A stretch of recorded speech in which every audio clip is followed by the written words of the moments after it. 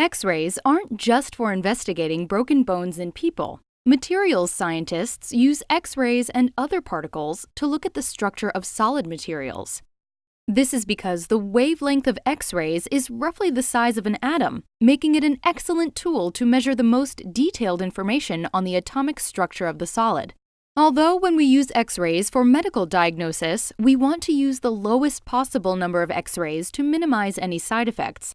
However, for solids, getting the best quality images and most information means that we need to make the X-rays as bright as possible, and this involves using big machines known as accelerators.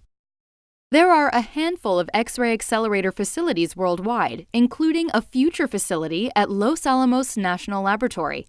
These facilities use electron accelerator technologies to produce the large number of X-rays needed to high-resolution movies of atomic structure and dynamics. At the heart of an accelerator is the source that produces the particles. One type of source is known as a photocathode, which is a material that emits electrons when it absorbs photons. These electrons are then accelerated to near speed of light, often over distances of kilometers, using a series of accelerating cavities or structures. Once the electrons have reached sufficiently high energy, they are used to generate X-rays using one or more methods depending upon application.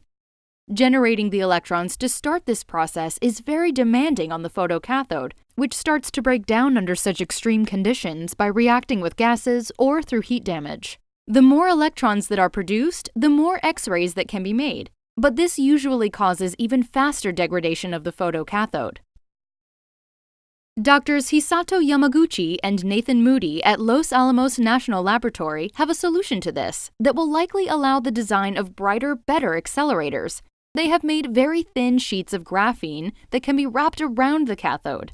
Because they are atomically thin, electrons can pass through, but the photocathode is shielded from damage by any residual gases.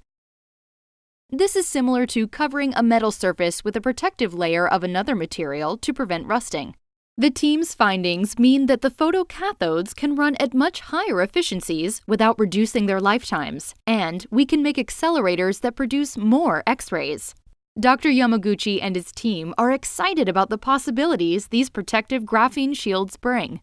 By finding a way to grow these cathodes onto the graphene substrates, this work shows significant new potential for an array of processes to improve photocathode lifetimes, something that has been a challenge for the scientific community, and will improve X-ray sources for use in materials characterization, medical applications, and fundamental physics.